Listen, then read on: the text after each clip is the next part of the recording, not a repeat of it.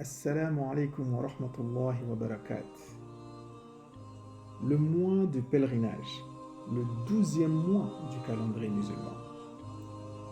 Le prophète alayhi salatu wassalam nous dit qu'il n'y a pas d'œuvre meilleure que celle faite en ces 10 jours.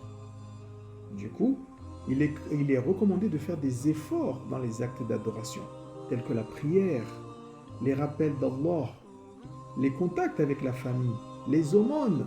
Il est recommandé de faire le bien et d'interdire le mal. Allahu Akbar. Et le prophète alayhi salatu wassalam nous dit qu'il n'y a pas de jour plus important auprès d'Allah Azza wa Jal et au cours desquels les œuvres sont les plus aimées de celui-ci que pendant ces 10 jours-là. Donc, il faut augmenter les formules.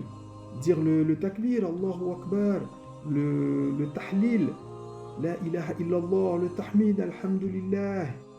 Ces formules sont tellement importantes que Ibn Omar et Abu Huraira, quand ils allaient au marché pendant ces 10 jours, ils répétaient Allahu Akbar, la ilaha illallah, Allahu Akbar wa lillahil hamd. Et tous les gens derrière eux répétaient après eux, subhanallah. Bien évidemment, il est meilleur de le dire à haute voix, dans les mesures du possible, bien sûr. Le prophète alayhi salatu wassalam jeûnait les 9 premiers jours de Dhul Hijjah. Et bien sûr, le jour de Arafah correspond au 9e jour de Dhul Hijjah. C'est donc une sunna confirmée d'après le hadith du prophète alayhi salatu wassalam.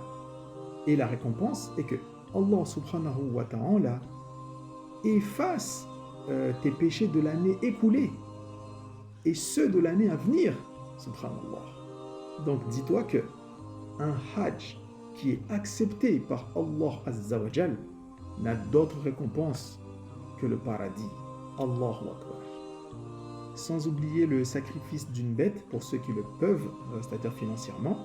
C'est une sunna, et donc du coup il est détestable de la délaisser pour ceux qui le peuvent, je parle, pour ceux qui le peuvent financièrement.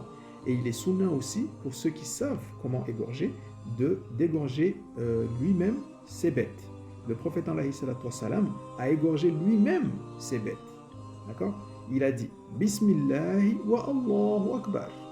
Et le prophète alayhi salatu wassalam nous dit également que lorsqu'on rentre dans les 10 jours de Dhul Hijjah et que l'un d'entre vous a l'intention d'égorger lui-même sa bête, d'accord? Il a l'intention de faire lui-même le sacrifice, il faut qu'il s'abstienne de couper ses cheveux et ses ongles jusqu'à ce qu'il fasse le sacrifice. D'accord? Donc, si tu veux le faire, une petite précision pour ceux qui auraient oublié, celui qui fait le sacrifice avant la prière de l'Aïd, là, il a juste égorgé pour lui-même.